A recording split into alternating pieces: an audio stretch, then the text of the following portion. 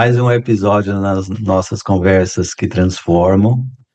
E hoje, a Kate está doente, então ela não vai participar da nossa conversa hoje. E seria ótimo ter ela com a gente aqui, porque ela ia poder passar um pouco da perspectiva de uma médica geriatra e tal. Mas ela tem que se recuperar da, da infecção que ela tem, né? Então, hoje a gente vai conversar nós quatro a respeito do exercício metacognitivo da semana 7, tá? Do módulo cognição. Na semana 7, o exercício é em relação a evidências. De uma forma mais ampla, o objetivo desse exercício metacognitivo é entender qual é a qualidade das informações que o aprendiz consome. Qual é a qualidade da informação que você consome? E a qualidade de uma informação depende de vários fatores, né? A idoneidade da fonte dessa informação, a qualidade dos dados que fundamentam essa informação, e essa avaliação dessa evidência é uma habilidade. Você pode treinar a qualidade da sua habilidade de avaliar as informações que você consome no dia a dia. Isso é uma coisa fundamental e muito negligenciada. As pessoas consomem informação de muito pouca qualidade. A mídia social trouxe um volume absurdo de informação de pouquíssima qualidade.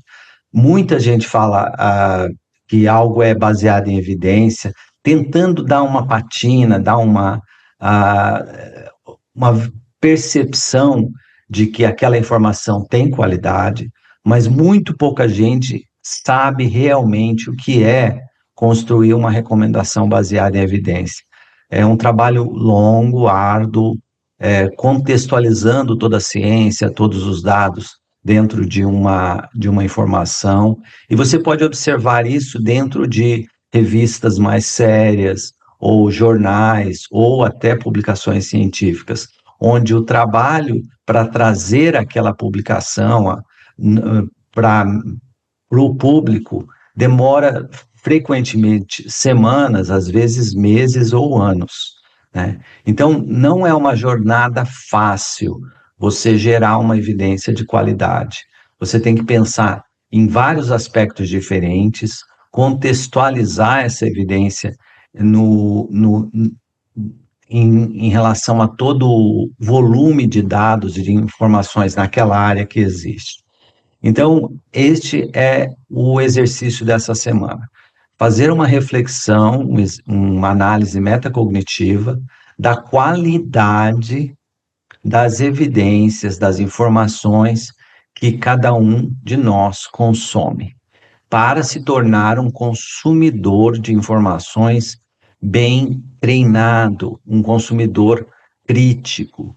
E todas as decisões, as avaliações, os saberes depende da qualidade destas informações.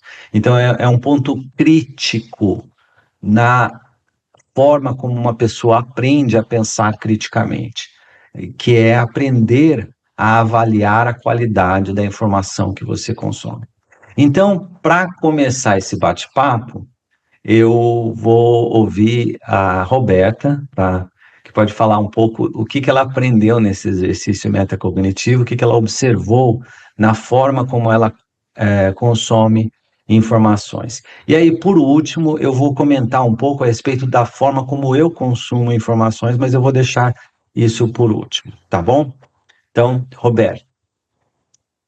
Bom, o que eu aprendi nesse exercício, eu prestei atenção e eu identifiquei que os assuntos que eu sei, eu questiono muito mais a resposta que a pessoa está me dando.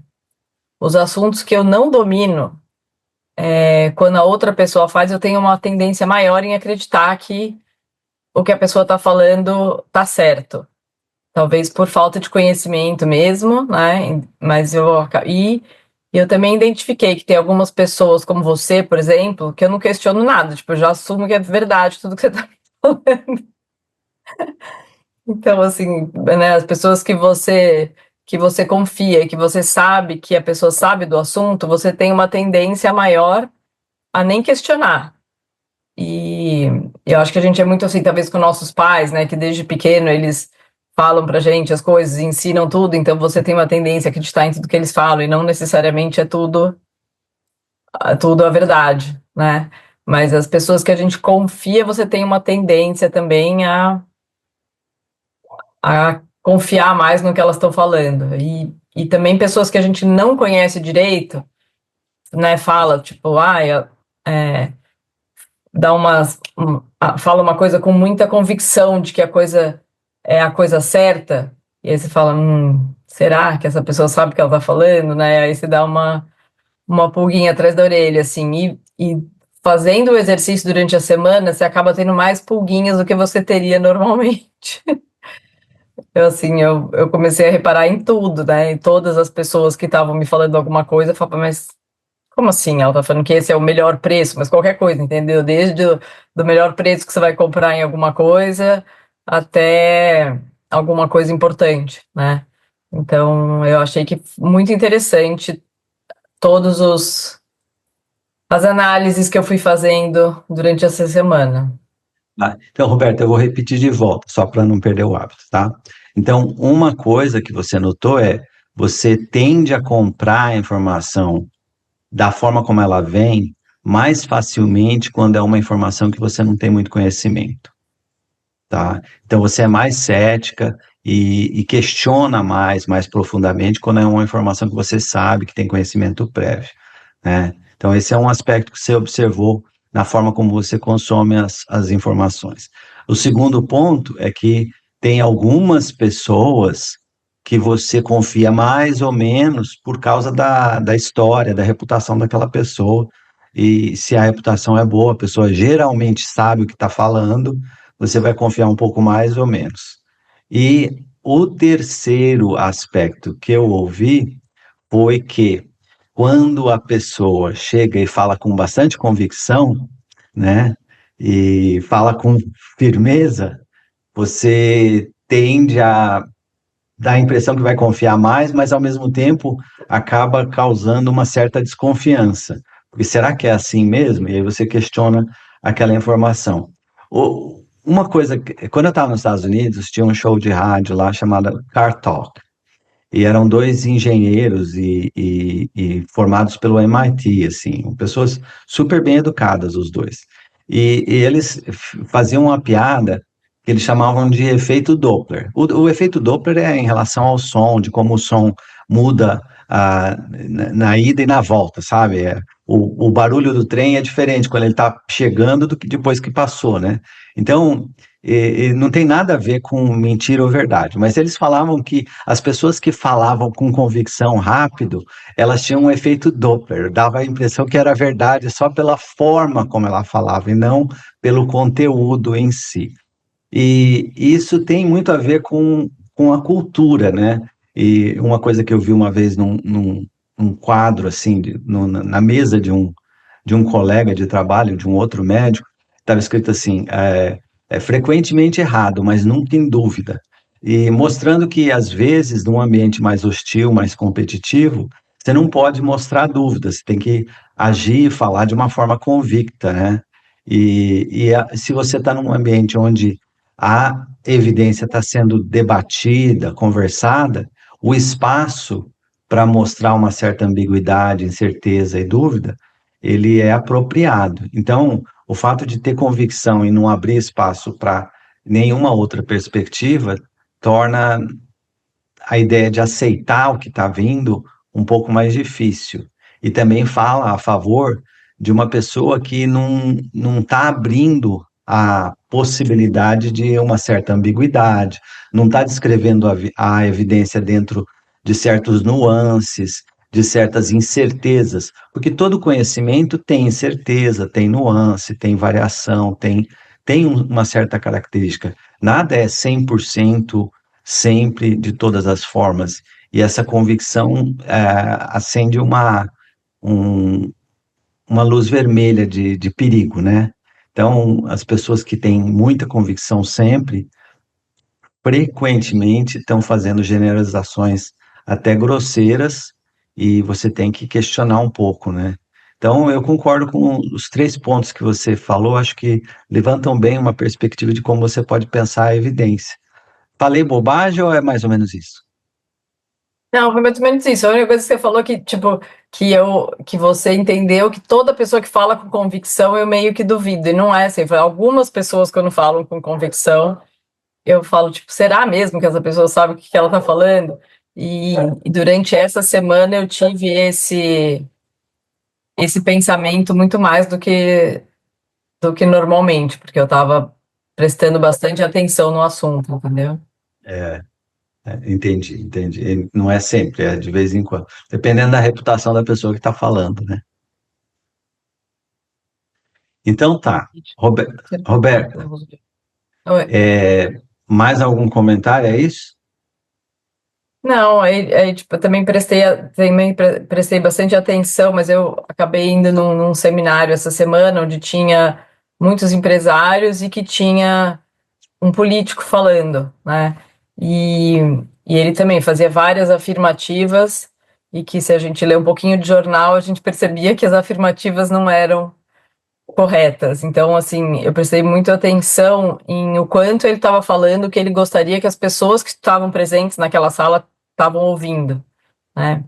E quanto muita gente fala dessa maneira e quanto muita gente acredita no que essas pessoas estão falando, né? Eu via, eu vi claramente as pessoas que estavam na sala assistindo, algumas comentando entre elas, tipo, que era meio besteira o que a pessoa estava falando, e outras, tipo, concordando, acreditando em cada palavra que a pessoa estava falando, assim. É, eu concordo plenamente com você. E isso eu observo na academia também. Por exemplo, uma vez eu estava num congresso médico, né, e um professor da Harvard apresentou os resultados de uma pesquisa, e ele apresentou com muita convicção, né, com muita firmeza, certo? Só que no ano anterior, ele tinha apresentado com muita convicção, com muita firmeza, dados relacionados à indução de tolerância com outros tratamentos. E aí o outro pesquisador levantou, né, e foi lá no microfone, no final da palestra dele, e falou: Olha, você está falando com muita convicção, com muita firmeza, um monte de coisas que eu não consigo ver com tanta convicção, com tanta firmeza. Eu vejo muita incerteza em tudo que você falou. E eu gostaria de te lembrar que o ano passado você afirmou com muita convicção, com muita firmeza, a indução de tolerância oral em modelos de transplante, e esses dados se mostraram completamente errados, e você nem mencionou essa pesquisa no congresso de agora. Então, eu gostaria de questionar toda essa forma de apresentar esses dados e lembrar ao colega de que a ciência não é tão simples e simplista assim. E depois foi sentar, né? A credibilidade daquele pesquisador da Harvard já estava abalada por causa dos dados do ano anterior. Depois disso, a coisa ficou ainda pior. Então, E ele não respondeu? eu acho que ele queria sentar e chorar, né? Mas ele não falou nada. Ele falou a próxima pergunta e não falou nada. E realmente era verdade. Os modelos de indução de tolerância oral não mostraram nada do que eles tinham pensado. E aí colocou tudo debaixo do tapete, e aí veio com a próxima grande coisa e falando que era a melhor coisa desde que inventaram a roda. E não é assim, né? A ciência é muito mais complexa que isso. E a credibilidade dele ficou bastante abalada. Mas E tá sempre numa constante mudança, né? Que descobre uma coisa, depois pesquisa mais e muda aquela muda, muda. descoberta, né? E reconhecer que tem limitações naquele conhecimento, reconhecer que tem incertezas, reconhecer que aquele conhecimento não é aplicável em todas as situações, reconhecer que podem ter consequências não previsíveis daquele conhecimento é fundamental. Por exemplo, eu não sei se essa história é verdade, porque eu ouvi de um amigo que me contou, então não tem uma referência sólida.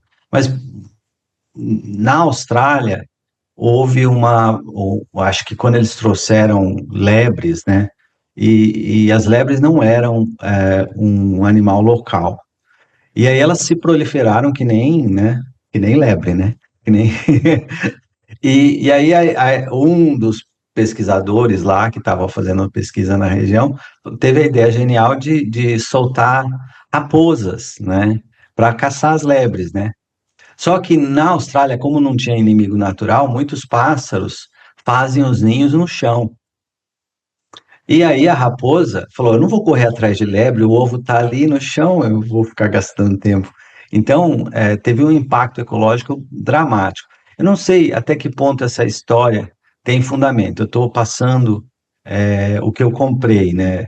Mas essa história, mesmo que ela não tenha assim um fundamento ou não seja bem assim como eu estou descrevendo, ela ilustra um ponto importante, que é o entendimento da ciência, às vezes, não é tão simples assim. Você tem um sistema de interações por trás e você pode ter consequências que você não prevê inicialmente, né? Por exemplo, a forma como o mercado imobiliário americano foi agressivo em relação à utilização de instrumentos financeiros baseados no mercado imobiliário e, de repente, quebrou o mercado imobiliário, quebrou aquela bolha imobiliária em 2007, quase que teve uma recessão parecida com a recessão de 29. Então, você começa a observar que as coisas não são tão simples assim, e essas histórias muito amarradas, que falam com certeza, que tudo é assim mesmo, pode confiar em mim, que falam com convicção, tem um certo perigo e demonstra uma pessoa que talvez não pensa criticamente de uma forma saudável. Então, consumir evidência de qualidade requer treinamento e reflexão. Esse exercício metacognitivo dessa semana, que pensa como a pessoa, como o aprendiz, consome informação, é só um exercício curto de uma semana, de um processo, de uma habilidade que demora meses a anos para ser desenvolvida. Mas eu acho que é fundamental a gente ter uma noção básica a respeito da importância disso. Faz sentido isso que eu falei, ou... Não faz sentido. E todos os exercícios que a gente faz uma vez, né? Tipo, uma semana inteira, ele não sai mais da gente, né? Ele acaba ficando lá, assim, que a gente começa a prestar atenção em todas as coisinhas sempre, assim. Eu concordo. E isso, você pelo menos tem a noção. Uma vez que você viu aquela pergunta, você olhou para dentro de si e percebeu qual é o seu comportamento, é difícil não ver mais, né? Você acaba vendo, né? Isso, perfeito. Tá bom, então, Ana, qual foi a conclusão, quais foram os aprendizados desse exercício? Essa semana foi muito interessante esse exercício para mim, assim, porque eu acho que eu nunca tinha prestado atenção dessa forma como eu prestei atenção. Eu fazia de uma forma intuitiva, mas sem uma análise mais concreta. E eu percebi que num ambiente de segurança, e aí eu falo com certeza no ambiente familiar, nós tendemos a acreditar em 100% do que nos é falado. Por quê? A gente entende que as pessoas que nos amam, elas nos amam e estão falando a verdade. E eu acho que é muito natural isso acontecer. Mas eu me deparei com várias situações de que o que era falado não era exatamente daquele jeito, ou tinha um contexto um pouquinho diferente. Então eu pensei assim, caramba, né? Na nossa própria família acontecem essas coisas e que pode até depois gerar muito conflito, porque o entendimento de um não necessariamente é o entendimento do outro. E você está falando só pelo que você acha, pelas suas crenças, pelo que você entende daquilo, sem dar a possibilidade do outro pensar diferente ou fazer diferente, né? Então, eu comecei a olhar para a comunicação familiar com mais ceticismo, assim, essa semana. Algo que já me é muito comum em outros ambientes. Então, por exemplo, se eu vou ler um documento, um livro, qualquer coisa que não tenha uma bibliografia clara, uma referência, que não indique quem foi o autor que falou aquilo, aquilo já, assim, para mim já não tem, já não tem valia. Até teve uma colega essa semana que publicou um artigo. O artigo em si é muito interessante, mas não tinha uma referência bibliográfica. Eu falei assim, gente, mas ela tirou isso tudo da cabeça dela? Como que é? Da onde que veio isso? Ela não pesquisou em nada para falar isso? Não tem como, né? Você pode até não ter especificado uma referência porque você não fez a citação específica, mas você vai ter uma base ali de conhecimento de onde você depois concatenou e fez o seu próprio o seu próprio conhecimento sobre aquele tema, né? Você concatenou as peças. Então, assim, eu percebi que eu sou muito cética em relação a ambientes acadêmicos, no escritório, com os meus clientes, inclusive, porque eu tento me posicionar com uma responsabilidade muito grande daquilo que eu estou falando, porque nem sempre o que serve para mim pode servir para ele. Então, eu sempre me coloco, olha, para mim, eu penso que é isso, mas a gente tem que ver se cabe para você também. Agora, na família, no ambiente familiar como um todo, é incrível, assim. Às vezes o que eu tô sentindo é diferente, mas a pessoa falou aquilo para mim, eu vou lá e faço e penso, putz, não era exatamente o que eu queria. Não era desse jeito que eu queria. Podia ter sido melhor. Eu acho que dois pontos que você levantou que são muito importantes, tá? Um é o viés social, tá? Então, a pessoa que está na tua frente influencia a forma como você pensa, Uhum. tá? De uma forma bem simples. Não tem como. Não tem como. Nós somos seres sociais, nosso cérebro evoluiu por milhões de anos para ser um ser ultrasocial, e a gente vai ser influenciado pelas pessoas que estão na nossa frente. A não ser que você não seja um membro da espécie Homo sapiens, né? Você seja de uma outra espécie. Agora, se você for da nossa espécie, você tem. Eu já ouvi muita gente falar assim: ah, eu não estou nem aí porque as pessoas falam, né? Então você não é da nossa espécie, né? Por quê? Porque você tem a influência social, é uma coisa natural. A gente tem uma cognição social muito enraizada dentro do nosso cérebro. Então, isso é natural. Agora, se você tiver consciência de que esse viés social acontece, você pode dar um passo para trás e refletir a respeito do impacto desse viés na forma como você está pensando, tá? E eu acho que isso vai melhorar as relações sociais, porque a pessoa pode chegar, ter uma opinião convicta, mas que não foi baseada em uma evidência sólida, é mais uma opinião, ela comprou de outra pessoa. E se você for gentil, tiver compaixão, mas mostrar que você tem uma perspectiva diferente, apesar de gerar uma certa fricção, um certo conflito, no curto prazo, no longo prazo, essa relação vai aumentar a confiança, né? Ela vai aumentar a qualidade, né? Então eu acho, assim, muita gente na minha família sabe que não dá para chegar para mim e falar qualquer bobagem, porque eu vou começar a fazer um monte de perguntas e as pessoas vão ficar no meio do caminho, né, Daniel? Você sabe bem isso, né? Não dá para chegar e vender o peixe rápido, mas ao mesmo tempo as conversas que eu tenho com as pessoas da minha família são muito íntimas, de muita qualidade, mas ela teve uma certa fricção. Desculpa, pode falar. E essa semana eu comecei a fazer isso. Eu comecei a questionar, eu falei assim, mas como foi exatamente, né? Aí a pessoa fala assim, não, aconteceu isso. Eu falei, mas foi nesse contexto? Não, não foi bem assim, sabe? E daí então eu comecei a fazer isso, tentar colocar no contexto. Foi muito interessante. Eu acho isso importante, Ana, porque às vezes a gente tenta evitar uma certa fricção, aceitando coisas que na nossa mente não é bem assim. E a gente gostaria de questionar, mas não questiona para evitar um certo atrito. Você fala, é, Mas no longo prazo torna aquela relação mais superficial. Uhum.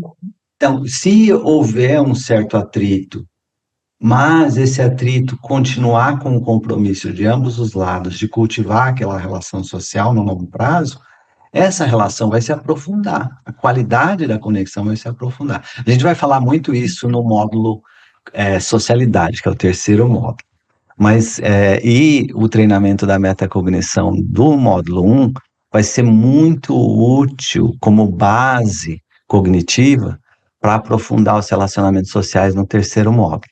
Mas o fato de você criar um certo atrito gentil, com respeito, ouvindo as palavras, sem atacar as pessoas, pensando no argumento e não na pessoa, né? Nada de ad hominem fallacy, né? Atacar a pessoa. Ah, eu não concordo, você tá errado. Não, eu acredito que esse ponto seu pode ser visto de uma forma diferente. E eu acho que isso aprofunda a relação, mas dá mais trabalho, né?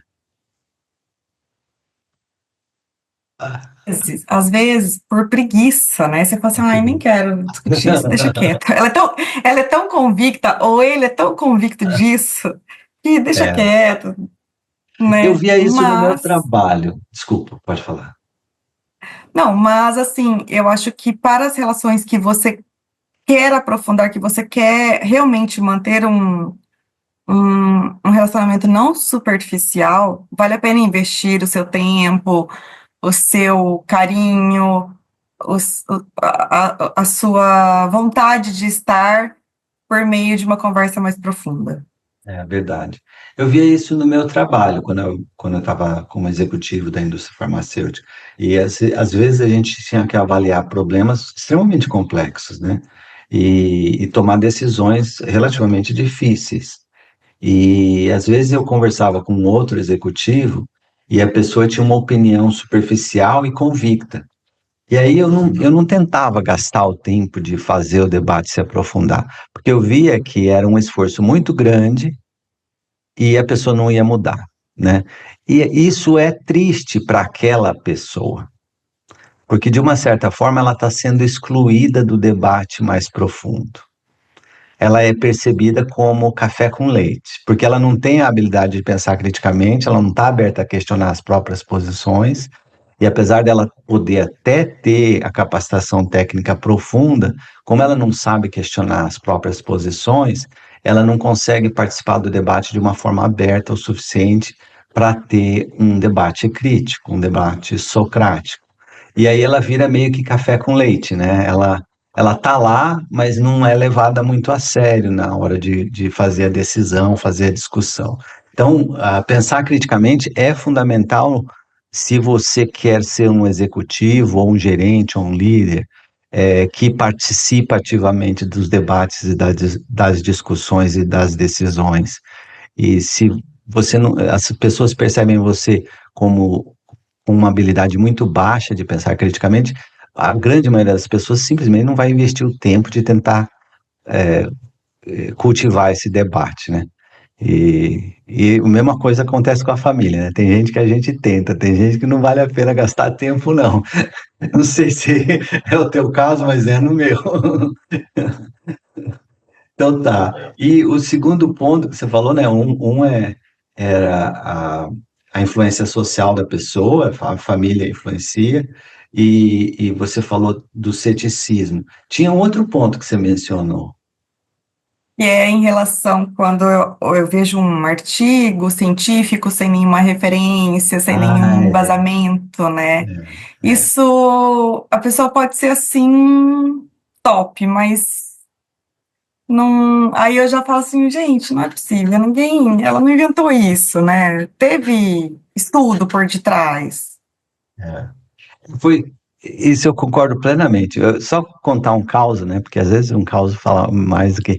Uma conversa que eu tive com uma psicóloga sobre emoções, né? Como você identifica emoções? Isso no módulo 2, né? Na individualidade, a gente vai treinar o reconhecimento das emoções e como as emoções influenciam o seu comportamento, tanto cognitivo como em relação às outras pessoas.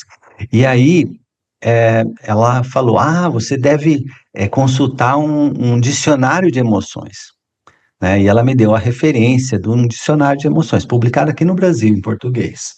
Aí eu falei, tá bom, né? Porque eu estava usando basicamente referências publicadas nos Estados Unidos, né? Usando um pouco do que a Brené Brown fez, um pouco do que o Mark Brackett fez, a Lisa Feldman, que é uma pesquisadora também de emoções e tal. Então eu estava usando algumas referências basicamente americanas e europeias. Aí eu fui ver esse dicionário de emoções.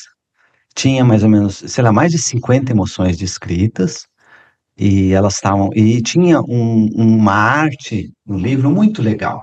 Sabe, cada emoção tinha uma pintura em aquarela, uma coisa muito bonita.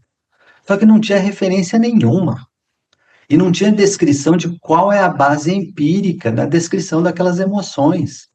Entendeu? Então a pessoa tirou da cartola um coelho e falou: aqui está a emoção. E eu não consigo entender qual é a base empírica que construiu aquele entendimento, né? Não é, por exemplo, se você olhar a pesquisa que a Brené Brown fez com os termos utilizados em cada emoção, foi uma pesquisa ampla na Universidade do Texas. O Mark Brackett faz pesquisa na Yale e tem esse centro de estudo de educação emocional na Yale. Então você vê, há uma diferença muito grande entre você tirar o coelho da cartola, faz uma coisa da sua própria cabeça, meio intuitiva, eu acredito que é assim, baseado na minha opinião, e você pegar e estudar como centenas de pessoas percebem uma certa emoção, como elas descrevem em palavras essa emoção, agregar todos esses dados e descrever de uma forma sistemática.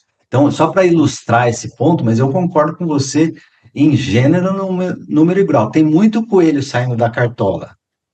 Não, e assim, uma coisa é você ter uma comunicação que você está ali frente a frente com a pessoa, e quando você estuda vários aspectos sobre o mesmo tema, você chega à sua própria conclusão, e aí você passa a sua própria conclusão para essa pessoa na comunicação falada, mas falando, olha, eu li isso, eu li aquilo, eu li aquilo. Agora, numa comunicação escrita, que você vai publicar, não tem como.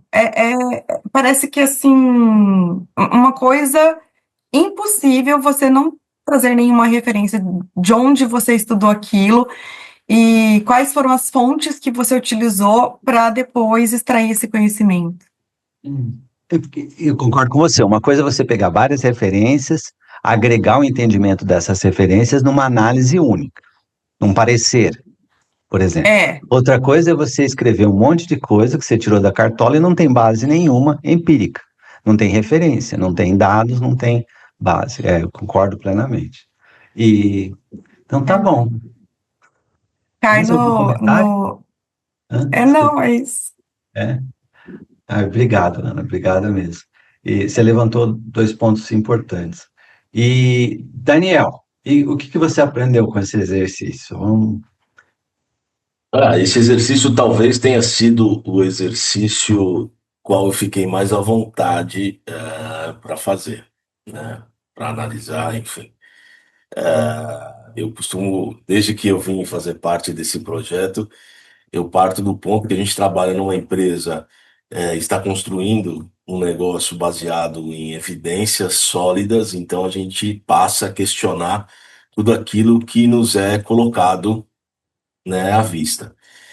E algumas semanas atrás, eu recebi um vídeo pelo Instagram, aonde me chamou muita atenção, né, que a pessoa, ela estava num podcast, enfim, e ela foi muito enfática em dizer que se você tem câncer ou se você já teve e tal, você tem que mudar para a praia. Se você quer se curar de um câncer, você tem que morar no mar, principalmente na encosta ali onde as ondas quebram, enfim, naquela região, porque a parte energética ali é maior e tudo mais. Aquilo, obviamente, me chamou muita atenção. A gente até te mostrei o vídeo rapidamente e, enfim, morreu ali.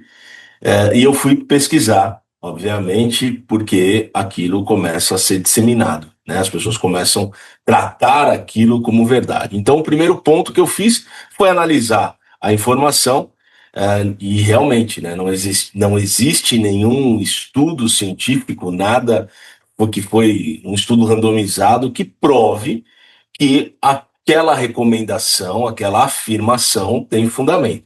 O que existe, sim, é que há uma melhora através da exposição do sol, de estar no mar, mas isso de uma forma muito geral, melhora para todo mundo. Se você tem um problema pulmonar, vai morar na praia, ou enfim, isso tudo melhora por conta da natureza, por conta de ter uma vida mais tranquila, uma vida sem estresse e tudo mais. Mas não existe um estudo científico. E nesse mesmo vídeo a pessoa fala que caminhar descalço também, se você caminhar 30 minutos descalço todos os dias, vai te curar de um monte de coisa, que isso virou ciência e blá, blá, blá.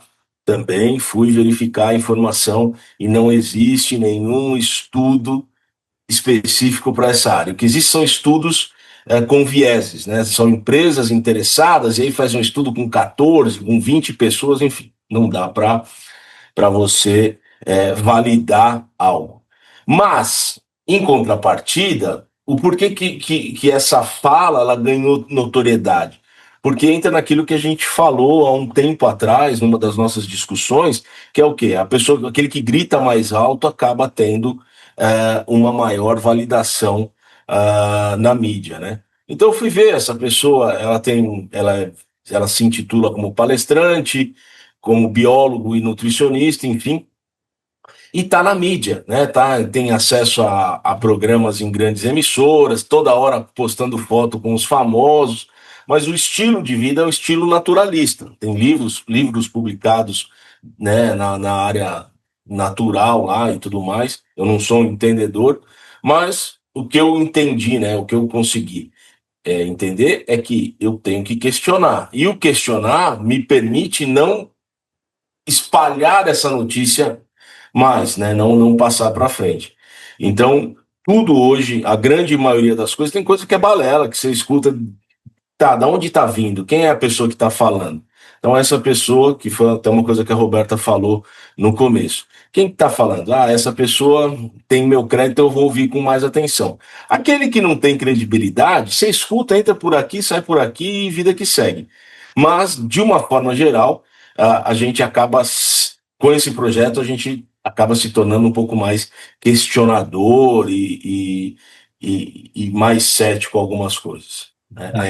Essa é a minha visão do exercício dessa semana. Então eu vou repetir alto, vamos ver se eu entendi, tá? Então, o que você percebeu na forma como você consome informações é que o fato de você estar trabalhando com a empresa, o Modus Poran, nos últimos 9 meses, mais ou menos, e você viu como a mentalidade da forma como a gente constrói as nossas posições é baseada obsessivamente em evidência, né? A gente questiona cada coisa sempre.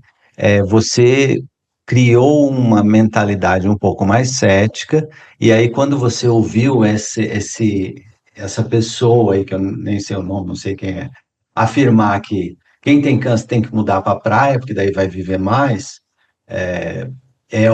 você olhou isso com mais ceticismo, então, e questionou isso melhor. Então, é isso? Eu resumi mais ou menos bem o que você disse, ou não?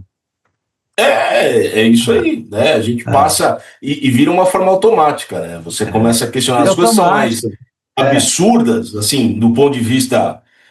Você fala assim, cara, nunca ouvi isso aqui, peraí, vamos ouvir de novo. Então você dá mais atenção, e aí você questiona.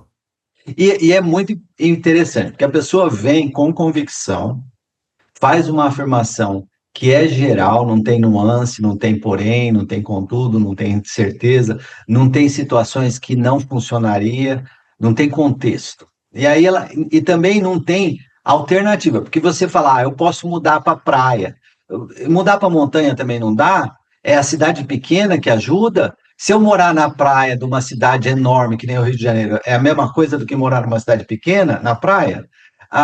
Aí você começa a fazer essas perguntas e aquela afirmação convicta, que é aplicável de uma forma geral, e que não tem porém, não tem contudo, não tem entretanto, não tem nuance, começa a cair que nem um castelo de cartas, né?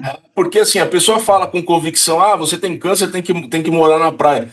Tem situações que o sol pode atrapalhar, da reação por conta de medicamento, a questão logística numa situação de emergência, como que você vai para um hospital, quer dizer, tem vários fatores atrelados a isso que você não te permitiria jamais fazer uma afirmação dessa, né, com tanta convicção. Você quer ver um exemplo, tá? Vamos supor que é uma pessoa que teve câncer, tá? E ela fez quimioterapia. E ela tem, por causa da quimioterapia, uma neuropatia periférica significativa.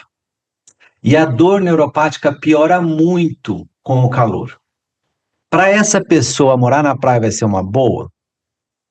Vai ser Entendeu? Então aí você eu consigo sentar aqui e imaginar umas 4, 5 situações. Por exemplo, será que para uma pessoa com descendência irlandesa, cabelo vermelho, que não bronzeia, vai queimar toda vez que tomar sol, será que é bom morar na praia? Principalmente no Nordeste brasileiro, imagina, né? Então você começa a ver situações que não é aplicável. Eu concordo com você.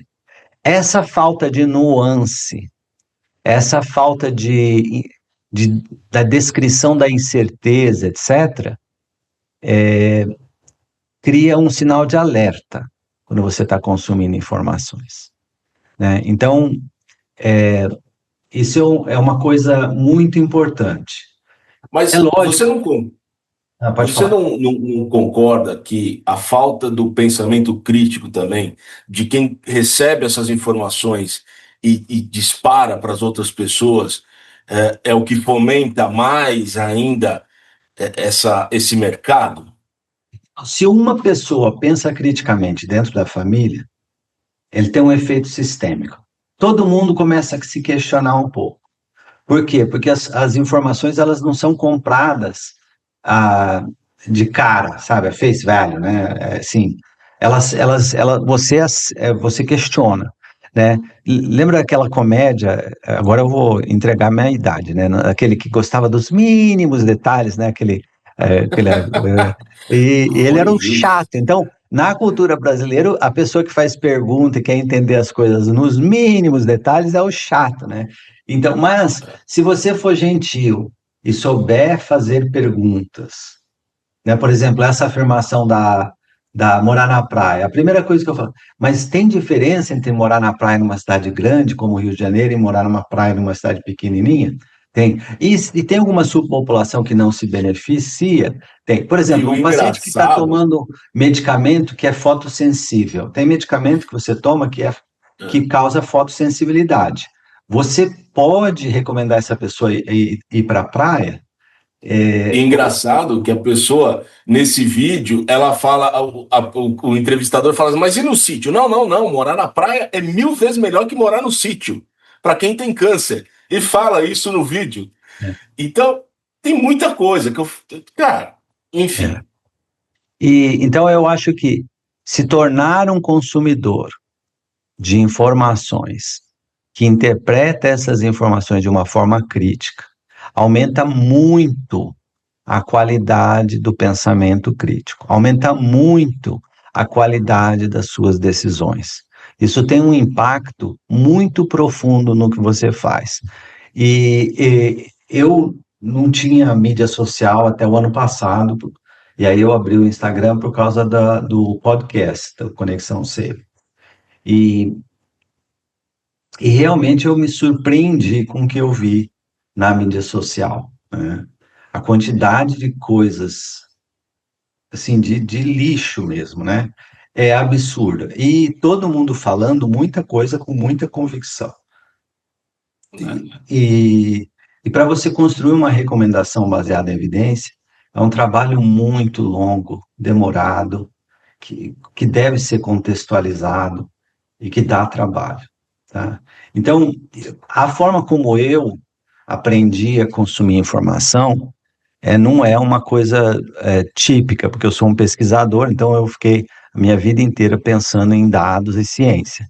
Então, mas eu vou falar o que eu fiz para consumir informações de qualidade na área que não é ciência, tá? Então, eu sou um imuno-oncologista, então fiz pesquisa em imunologia e oncologia, então eu não vou falar dessas duas áreas. Mas eu consumo informações de muito poucas fontes, tá? Então, eu leio o The Guardian, né, que é um jornal independente em inglês, eu leio o Washington Post e eu leio a Economist, quando eu quero entender questões políticas e questões de notícias em geral, informações em geral. Por que que eu selecionei essas 3 fontes? Porque eu entendo muito da área de câncer e eu entendo mais ou menos bem do que é o Brasil. Então eu peguei várias fontes diferentes, por exemplo, New York Times, peguei outros jornais, o Wall Street Journal, etc., e fui lendo a respeito das áreas que eu sabia, ou câncer, ou indústria farmacêutica, ou Brasil, que são áreas que eu tenho um conhecimento mais profundo. E aí, com o tempo, eu fui percebendo que os jornais e as revistas, e a revista Economist, eram os que conseguiam descrever questões da indústria farmacêutica, do Brasil e da oncologia de uma forma muito mais equilibrada, sólida, cheia de nuances. Então, se a qualidade da evidência, da informação, da afirmação que aquelas fontes de notícias trazem é alta nas áreas que eu conheço e eu tenho a capacitação técnica para avaliar a qualidade daquela informação, aí eu posso assumir que a qualidade da informação nas outras áreas vai ter um nível bom também. Eu não posso julgar todas as áreas. Eu não sei se o que a Economist fala a respeito de política pública ou de política na Índia ou na China é sólido, porque eu não tenho experiência disso. Mas o que eu vejo e leio nas áreas que eu tenho experiência é uma revista sólida. Então, eu usei essa abordagem no decorrer dos anos, eu consegui refinar muito quem e de onde eu consumo informação. Né? O Instagram eu abro e olho não porque eu quero consumir um aprendizado do Instagram. Eu até sigo algumas pessoas no Instagram, né? Mas são cientistas e tudo que eles afirmam eu acredito que está sólido. Mas são muito poucos. A grande maioria das informações que vêm no Instagram são barulho, não são sinal.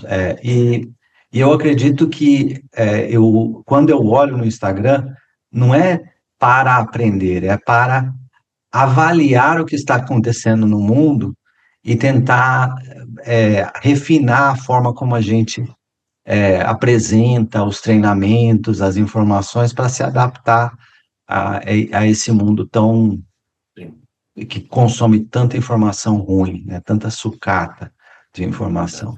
E isso é uma coisa grave. Eu vou dar um exemplo, tá? Uma pessoa que eu conheço, ela mentiu para a família toda de que tinha tomado a vacina do Covid. E como ela seguia no Instagram algumas pessoas que tinham uma posição pesada a respeito disso, ela acreditava que ela estava bem informada a respeito dessa questão. E ela mentiu para a família toda, e eram, acho que 5 ou 6 irmãos e irmãs, uma família grande. E todo mundo tinha combinado de tomar vacina e se proteger, etc. E ela mentiu que tinha tomado e não tomou. Aí ela teve Covid, e ela teve um quadro muito grave, ela passou 3 meses na UTI, né? Ela não morreu, mas ela ficou com uma sequela pulmonar muito grave, e ela precisa de cuidados diários muito, muito importantes. Ela tem uma limitação grave em tudo que ela faz. E ela não consegue nem andar por causa da limitação respiratória. E a família, né? Tá cuidando dela, agora que ela está nessa condição. Eu não vou nem falar que país que é, onde que é, porque é uma questão de privacidade. É só uma história, é uma história real, mas eu não vou descrever nenhum detalhe a respeito da idade e do local, nada, porque eu não quero, eu quero preservar a privacidade dessa pessoa e dessa família. Mas é uma coisa que aconteceu realmente. A informação que ela consumiu acabou com a vida dela, tá? E eu não estou falando que você não deve questionar o que você escuta e refletir a respeito. Agora, quando uma pessoa, por exemplo, isso é muito evidente na hora que eu faço uma analogia. Quando você consome uma informação de uma pessoa que não sabe nada do assunto, e ela fala com convicção uma coisa que você acaba acreditando e consumindo essa informação, e você toma uma decisão baseada nessa informação, a consequência é em você, não é nela. É em você. E essa pessoa, o que ela está buscando é mais likes, mais seguidores, né? E se ela tem a irresponsabilidade de não alertar para os problemas daquela, a limitação daquela informação, ela também não está realmente, de uma forma ética, preocupada com os resultados e o impacto daquilo, né? E quando você, no ponto de vista médico, faz uma recomendação, você tem que alertar, tem esse risco, tem esse risco. Eu fiz uma cirurgia e o médico fez eu assinar um documento falando dos riscos da cirurgia, etc. Então, o contexto de como você passa uma informação de uma forma séria e o contexto de como você passa uma informação que busca basicamente trazer likes e seguidores sem nenhuma preocupação no impacto daquela informação é muito diferente. Agora, para passar uma informação de uma forma que cheia de nuances, que tem limitações, que contextualiza, dá trabalho. E falar uma bobagem rápida com convicção é muito mais fácil, né? Então, eu acredito que treinar as pessoas para serem consumidores das informações e aumentar a qualidade das informações que as pessoas consomem traz um impacto muito profundo para a qualidade de vida de todo mundo, tá? E isso é uma coisa que o treinamento dessa semana busca, visa tornar a pessoa um consumidor crítico, um consumidor sofisticado das informações. Não basear suas decisões em informações sucateadas, porque a consequência é grave. Por exemplo, gente que fez todos os investimentos em um fundo lá nos Estados Unidos e um monte de família quebrou por causa disso, sabe? Não foi atrás da informação original, confiou no amigo, no vizinho, na família, no primo. Então tem muita coisa que tem que tomar cuidado. E as decisões baseadas em informações sucateadas têm consequências financeiras, de saúde, pessoais, etc. Bem, um pouco pesado, né, essa conversa no final, mas eu acho que é importante alertar para esse problema, porque eu acho ele grave.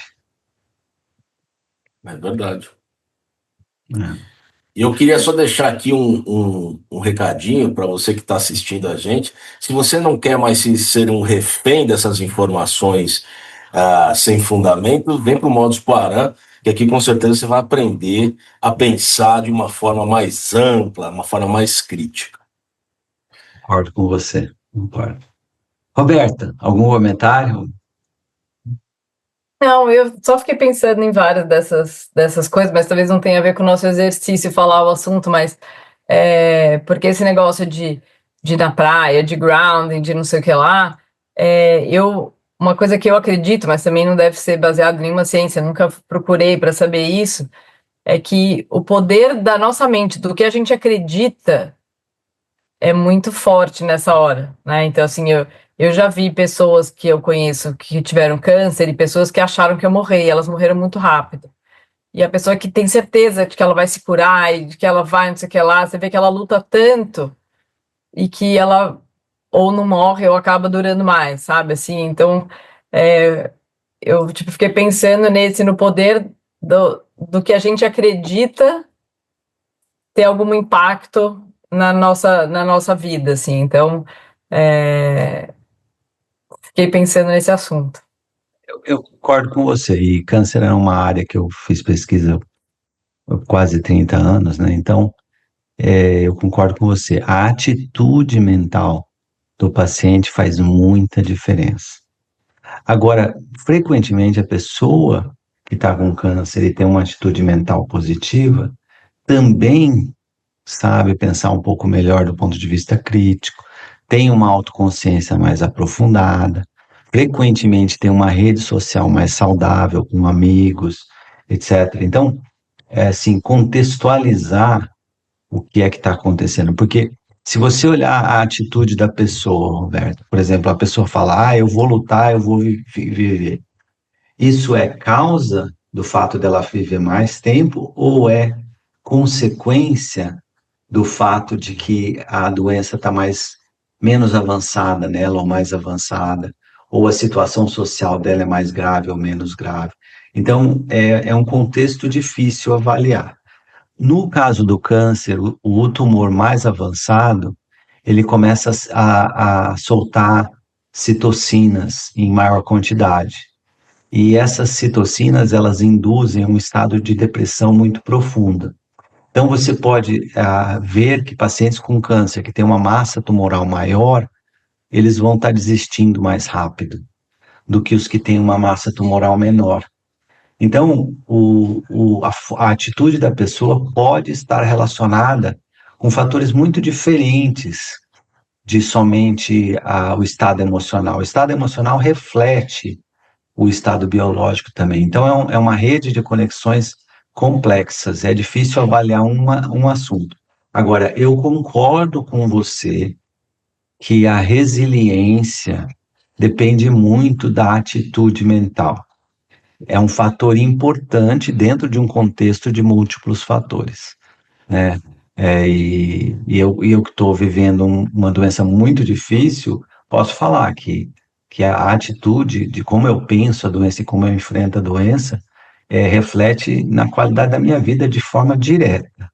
Então, como a gente pode contextualizar a importância da atitude da pessoa, a importância da qualidade da socialidade dessa pessoa, sem negligenciar também aspectos biológicos do tipo de tumor, do volume do tumor e outras características, é uma análise difícil, né? Uma análise que tem que Como é que você junta, né, a ciência junta, com a atitude da pessoa? Porque a exatamente. atitude muda tudo, né? Tipo, qualquer coisa, você vê que você vai conseguir empreender, que você vai conseguir se curar, você acreditar que você vai, é o primeiro passo É o primeiro passo. para você conseguir, do que aquela pessoa, ai, não vou conseguir isso, porque eu tenho medo disso, tenho medo daquilo, acho que isso vai acontecer, né? A pessoa não sai do lugar, né? Então, mas Eu aí como é que concordo, junta uma coisa com a outra? eu concordo com você. E é uma coisa que eu conversei com o Marcos Cabreira naquele bate-papo que a gente fez, né? Sim, Foi uma das coisas que eu falei e que ele falou e ele concorda também. E isso seria um papo bom para a gente fazer com a Kate quando ela sarar dessa virose, porque ela é uma médica geriatra especializada em medicina paliativa, né? Então, considerando esse tópico, vamos fazer um bate-papo só a respeito disso, da atitude diante de um problema grave de vida e diante de um problema de uma doença terminal, e aí a gente faz esse bate-papo com a Kate Vamos. junto. O que super você acha? legal. Vai ser incrível. Vai ser Então, eu muito bom. concordo. Bem, gente, Ana, algum comentário, alguma coisa como final? Não, foi ótimo o nosso encontro hoje, essas reflexões sábias que a gente usa para a vida inteira. É, A gente nunca sai daqui do mesmo tamanho, né? não. A gente nunca sai dessa atividade semanal do mesmo tamanho. E você vai agregando, agregando. E você vê que dentro da nossa reflexão de hoje, a gente também já agregou todos os conhecimentos anteriores nessa mesma análise, né? É. É muito legal isso. E a gente só está começando a jornada, né, com o módulo cognição. Depois a gente vai chegar no módulo individualidade, vai começar a falar de emoção, de valores, de personalidade. Aí depois a gente vai falar de socialidade, a gente vai começar a falar de conflito, perdão, de amizade, né, e de amor, de colaboração, né, como trabalhar, a colaboração funciona no ambiente de trabalho, na vida pessoal. Eu concordo plenamente com você. A gente sempre sai um pouco maior dessa conversa. Oi. Isso. Muito, muito obrigado, tá? E isso por hoje. A gente estourou um pouquinho o tempo, mas eu acho que o assunto era muito importante.